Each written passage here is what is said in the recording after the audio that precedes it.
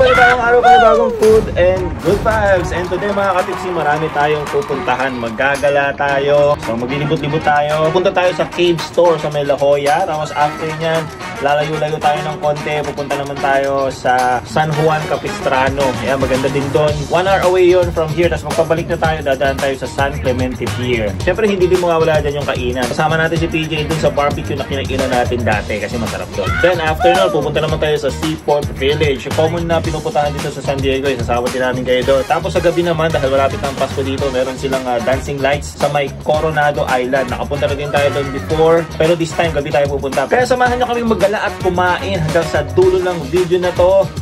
Let's go!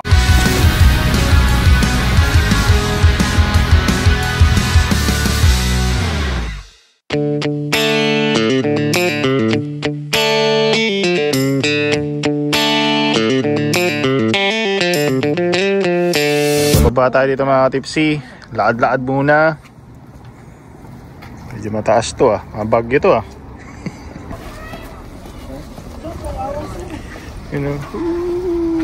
Mga tipsy, dyan tayo papasok. Ito yung entrance no Cave Store. Ayun.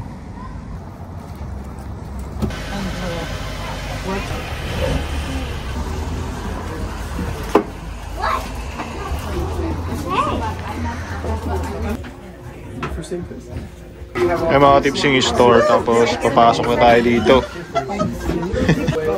Papasok na tayo mga tipsy. Doon sa cave ayun.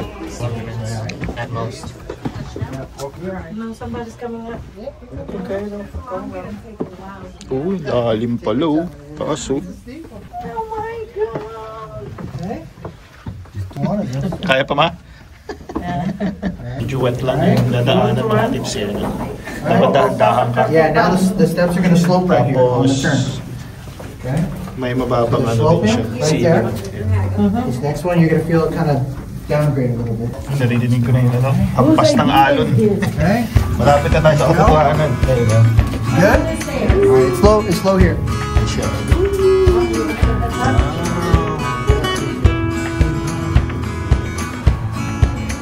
There is light. To the dark. To the darkness.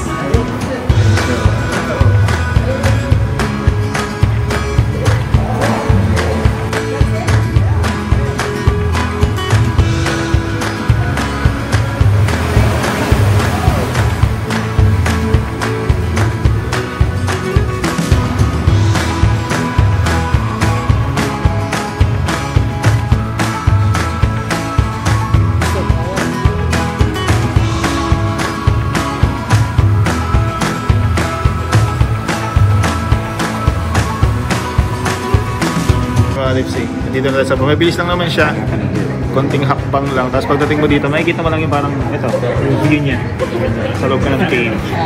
So okay naman siya, something to do dito sa La Jolla, dito sa San Diego.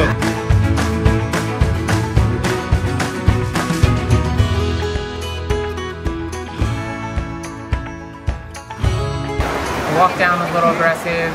Yeah. So okay. The view is nice, right? Yeah. I give it 4.5. Balik na tayo mga katipsi. Medyo slippery lang siya kasi matubig. Kaya dahan-dahan lang dapat.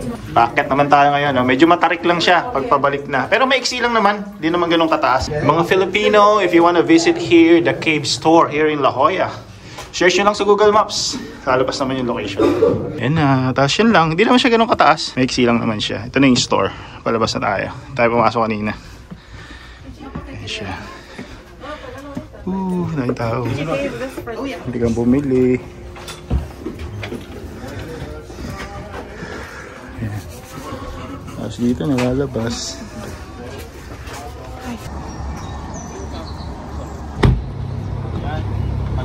So ano palagay mo ta? Oh, maganda naman. What do you think? Dito doon here in San Diego, mga kapwa natin Pilipino na nandito sa San Diego.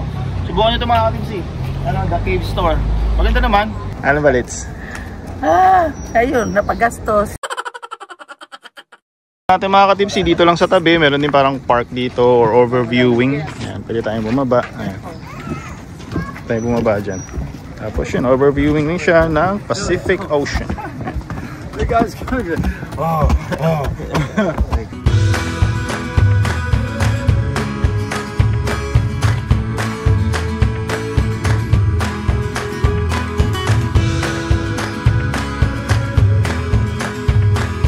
Okay naman pala yung ticket mo. Ayan, sigurado yan.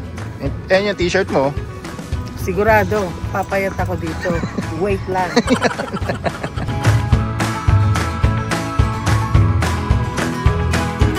Bukod dun sa cold store, meron ding overviewing dito paglabas mo. Sarap na simoy ng hangin. Amoy, alam mo, marami kasing ibon. So yung mga ibon kasi, syempre kumakain sila ng mga isda. Syempre, iniiwan nila dyan. So naaamoy mo yung lansa. Pero hindi naman masansang. Okay naman. Ano naman, tolerable naman. Kasi talagang amoy nature. Amoy dagat, amoy nature. May mga ibon na yun mga katips eh. Mga itim, hindi ko alam kung ano, hindi yan pelicans eh. Sa kabila, doon oh, yung mga puti na yon, mga makikita mo doon ng mga puti. Yun, pelicans yung iba doon. Dami nila. That was nice. Nice, right? Yeah. Quiet.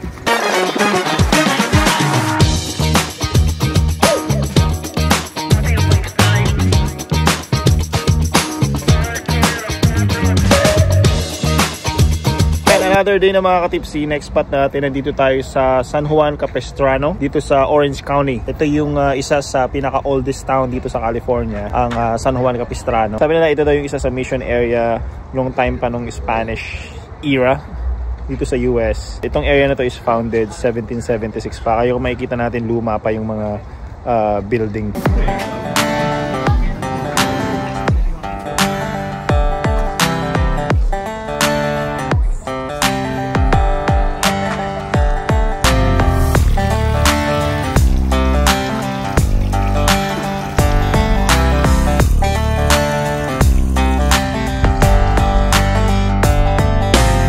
Kasama rin natin si Mother Dear. Ayun na naman ang kanyang shirt. Siyempre, ano to ngayon? Ay, nako. Ay, nako. Ang init.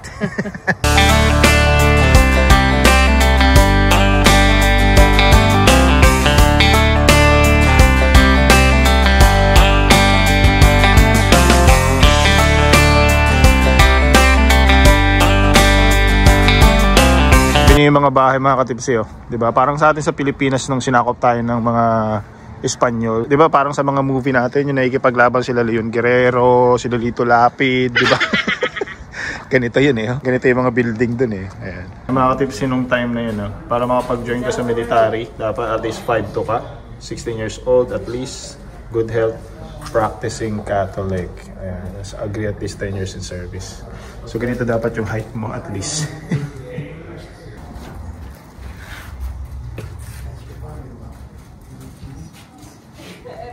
Parang pwede na yung paano sila nag-preserve ng meat before. Sa loob mga tips yung makita tayo dito. Ito yung balat ng baka yata to or ng bull ng panahon pa nun. Ayun, ay oo nga, balat nga, legit. Balat ng bull siguro to. May hurno sila dito, yung lumang oven pa. Ayan. Gusto naman yung tallow cooking nila. Ito yung mga ginagamit na mantika nun siguro. Ayan.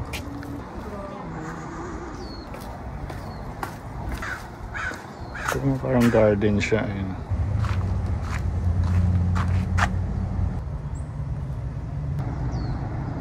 Ito working nila. Ayun. Pag nakakita ka ng mga ganitong historical area mga ka-tipsy, no? Diba dati puro tayo mga manual labor lang, ngayon puro automatic na, may technology, no? May nuclear weapon pa, bisita ba ako ba? Dito tama yung kanta na, di naman masama ang pag-unlad, ngunit malayo-layo na rin ang ating narating.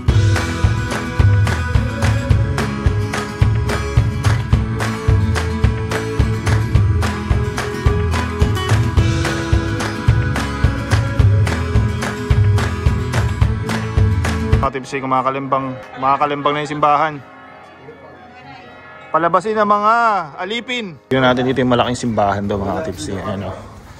Father Sarah Church. Oh, wow.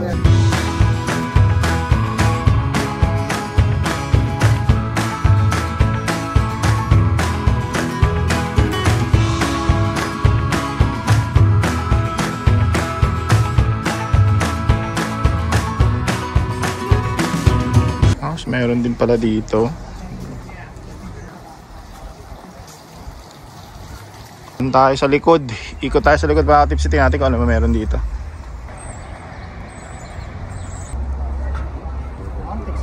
Ito pala yung model nito. Bago daw nag-collapse ng earthquake.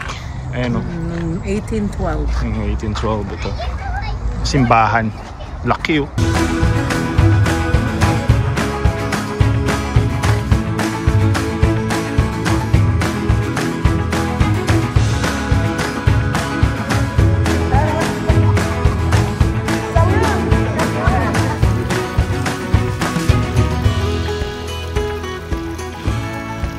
Itong original.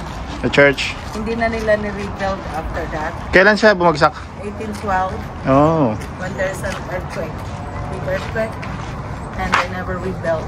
This is the original church mission. Ilan namatay? So, there's 40 people died. 40? Dami ah. 40 died inside there when it collapsed. The building, the church collapsed all the way down. Iyon lang po ang report ko sa araw na ito. Magbabalik ang daba.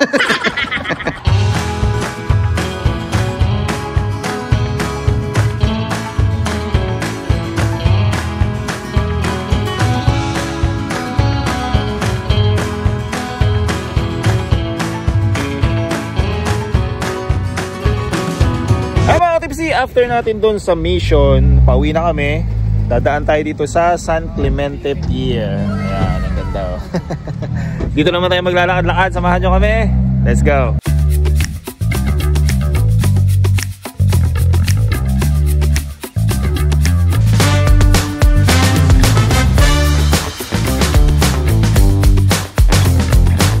Sa baba tayo dito mga katipsi. Tabing dagat siya. Ayun yung pier. Punta tayo doon. Kainan mo kung doon meron yan.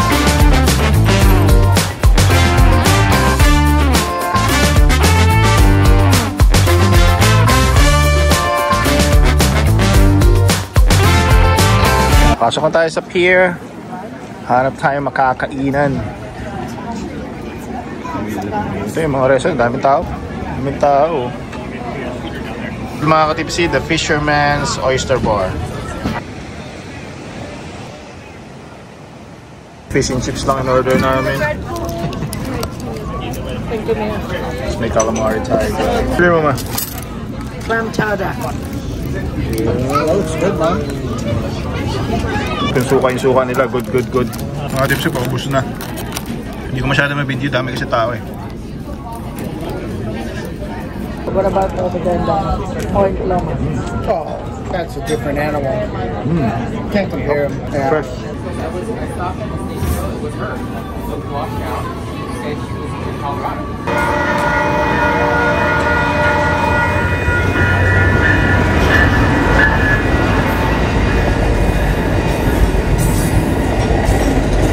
Ay mga tipsy, tapos na tayong kumain dito sa Fisherman Oysters Bar. So ngayon, lakad-lakad naman tayo dito sa San Clemente Pier. Pumunta na kami sa LA before, parang yung Santa Monica Pier sa LA. Yeah. Ito medyo maliit lang, tsaka konti na yung kakainan. Yan lang natin yung bar eh. Pero masarap naman yung food natin. Yun naman, lakad-lakad na tayo. Let's go.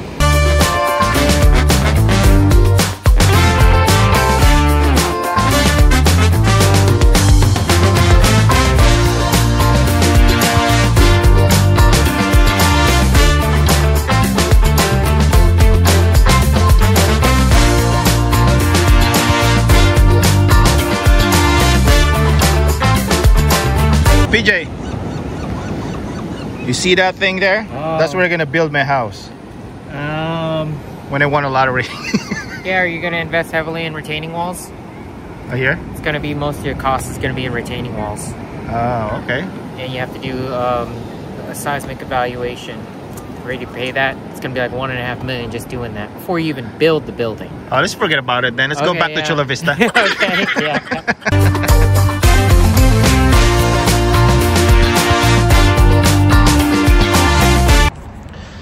Mga tipsy, panibagong araw na, lulobat ako kahapon nung nandun tayo sa San Clemente Pier. But today is a new day. Today naman, kakain tayo. Okay. Alam niyo na itong kinainan natin, itong Grand Ole Barbecue. Pero hindi ko pa ito masyadong na-vlog last time. Kaya kami babalik doon kasi masarap talaga doon. Tsaka hindi namin kasama yung bunso kong kapatid si PJ. Isasama natin siya ngayon, ipapatikim natin sa kanya yung Grand Ole Barbecue. At syempre, dapat samahan nyo rin kami. Let's go!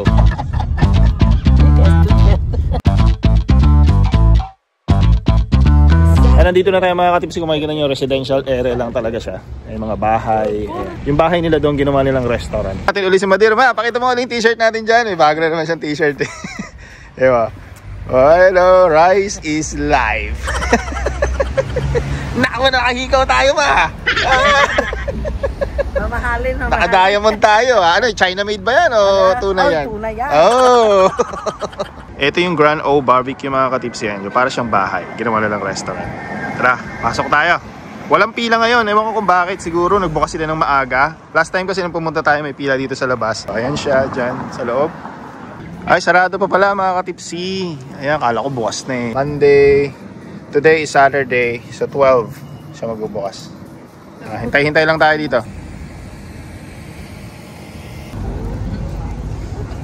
Kasi dumami na yung pila, humaba na. Habang naghihintay tayo, habang hinihintay natin mag-open, humaba na yung pila. Pa-open na, 2 minutes na lang. Pasok na tayo. Ano ma, gutom ka na ma? Gutom na. Walang rice dito ma. Kaya nga eh. Malinis Tara, siya. pasok tayo. Kasi Manong oh, mali na naman ihaw oh.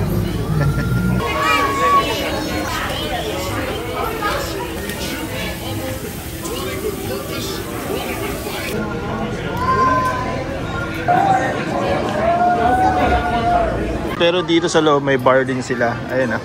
May bar sila. So yung gusto mong uminom, dito. May order natin mga tipsy. With them too. I can ask. Alright. That's the ribs. Oh, that's brisket. No, this is ribs. That's brisket. Do they give you plates? Tara, kain tayo.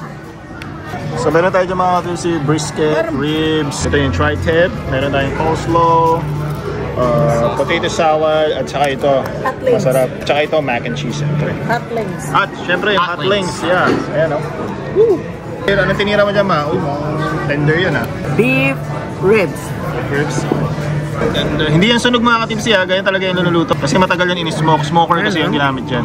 Super tender, oh, wow. Sarap na. And pag sinerve nila mga katipsi, naka-tray na ganyan, tapos kukuha-kuha na lang kayo. Tapos ang gamit nila paper plate.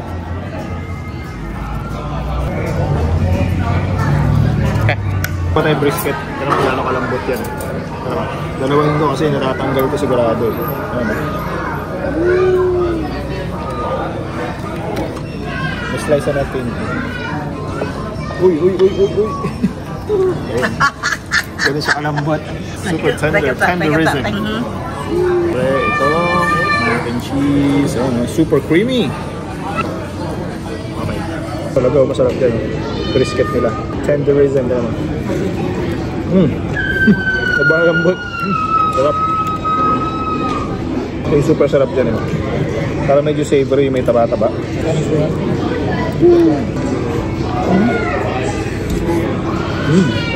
Sarap yun. Kasi ito mac and cheese oh. Super creamy yun oh.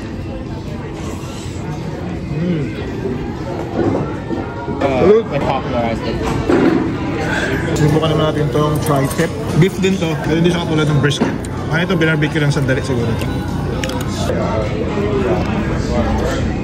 Okay. It's great. Thank It's you. great, man. Very good.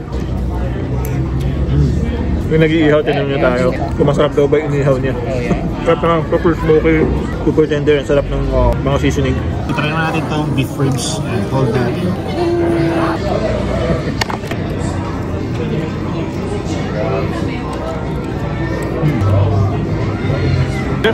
Good, right? Yeah. It's good right now. Tapos maubusan namin. Sarap ng beef ribs. Super smoky. Medyo spicy siya kasi maraming pepper. Maraming pepper pero masarap. Kain itong brisket mga katipsi. Super juicy. Okay, so maybe it's just... Yeah, it hasn't registered yet. Tapos sunog pa. Buha naman tayo nitong hot links. Sausage. Hot links sausage. Look at it. It's like a stick. Yeah. Mga tipsy, may mga sauce din sila. Hindi ko na nilagyan kasi masarap na. Tulad nito, chimichurri. You gotta get into a rhythm. Yung chimichurri nila masarap. No, the reason with that is because I put Chimichurri sauce. lotion. And then I said I'm gonna Ooh, wow. I mean at Thanksgiving. Yeah, Yeah, they put the Meron din silang barbecue sauce. Ito yung sweet. Meron din silang spicy. Hindi na ako naglalagay ng sauce kanina kasi masarap. Pero may lalagyan natin.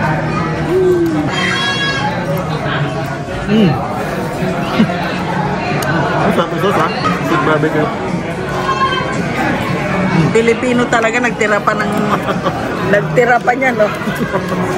At may natira ding brisket mga katipsi. Tirahin na rin natin. Pilipino talaga. Pilipino. Kaya, lagyan na natin ng sauce. Masarap siya kahit walang sauce, pero mas sumasarap siya pag may sauce. Pretty good gelato. Better. It's on the other side of the... Yeah, since we're going. Ay mga katipsi, tapos na tayong kumain ng dahil palit tao. And I want to thank PJ. Good. It's good, right? Yeah. Okay. Oh yeah, It's gotta be a rare, prestigious 4.5. I'm expecting that you're gonna say 5 this time.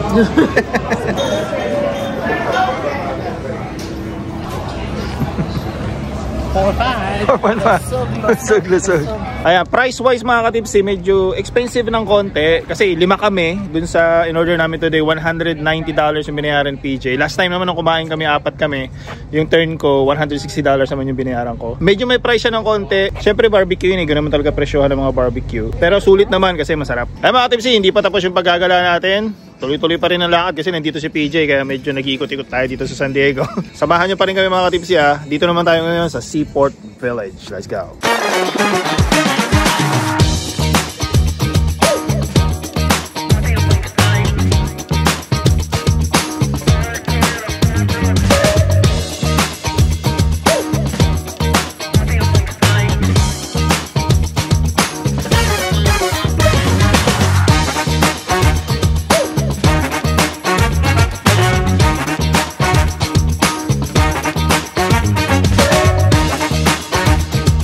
Nung unang dating ko dito sa San Diego mga katipsi, dito ako kumain. Ayun yung restaurant na yun, no? Yan yung unang restaurant na nakainan ko dito. Mexican restaurant.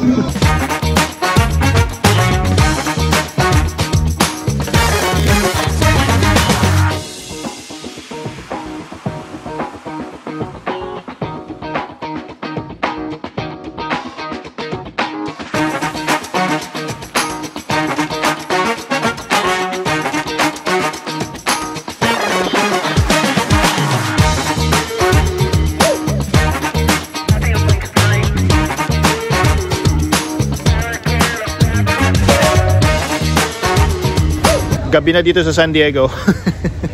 May gagalaan tayo ngayong gabi. Meron kasing dancing lights dito sa Coronado Island. Manonood tayo, mag-iikot-ikot tayo dito. Tuwing nagagala tayo umaga, di ba? Ngayon naman, para kumpleto yung gala natin, magagala tayo ng gabi. Ayun yung Hotel Coronado, tatawid tayo. Ayun yung dancing lights nila. Punta tayo dyan. Here, Jeff Rocks, PJ? Yeah. Jet rocks. Uy, Pilipino. Dito na tayo mga katipsi, pero every 30 minutes bago pa magkaroon ng dancing lights. Pero ito pa lang siya. Ayan, tara, papasok tayo sa loob mga katipsi. 500 na lang?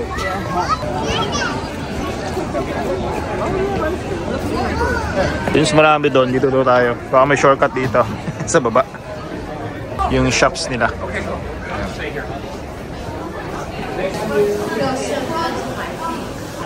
Labas na tayo. Ito yung bar. Pwede tayo kumain dyan. Ma, mag-ice skating ka? Ice skating tayo dun, oh. Marunong ka ba? Ganun lang.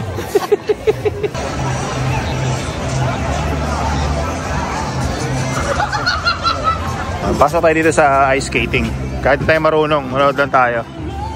Gusto kong dalhin dito yung mga anak ko eh. Baka gusto nilang subukan to eh. Ayan o. Mga tipsy, mag-ice skating tayo pero hindi tayo marunong. PJ, do you know how to skate? No, I don't know how to skate, you're asking? Ice skating. No, I don't know how to, but I think I know how to rollerblade, so I might be able to stand. Can you do it? No. You don't have ice skating in the Philippines? No, we don't. That's not a thing? It's Yeah, not no. cold? What we have there is lahar. What's lahar? Sand from the volcano. Okay. You can't skate on that? No, you can't. Is your heart full of Christmas glee and merriment. Look at the magic. Baba tayo dun sa parang igloo. Pwede din mag-rent dyan mga katipsilas tsaka kakain sa loob, pero medyo pricey, medyo mahal.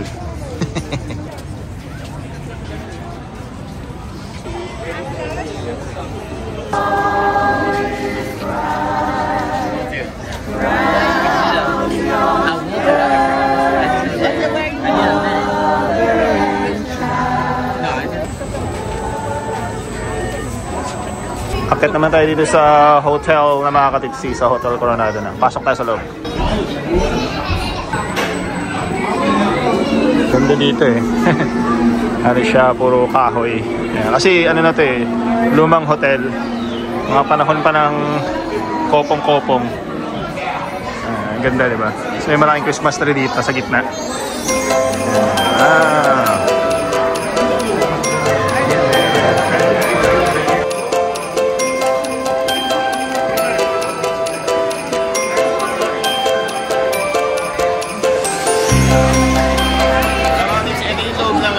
Hotel Coronado, tapos pag Christmas may ganyan. Last year pumunta na rin kami dito. Meron silang Christmas tree. Isang magandang spot dito sa San Diego lalo pag December. Tapos sa labas meron silang dancing lights. You guys want pictures? Oh, cool. The mayhem. Mga tipsy, ngayon labas na tayo. Nood na tayo ng dancing lights. Nag-start na yata. Every 30 minutes kasi nag-start eh.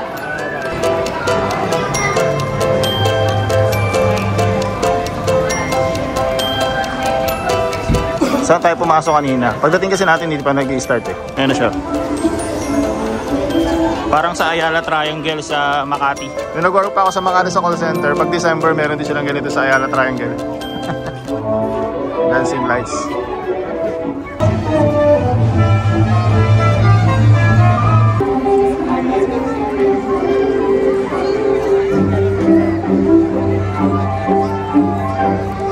Dami nanonood oh.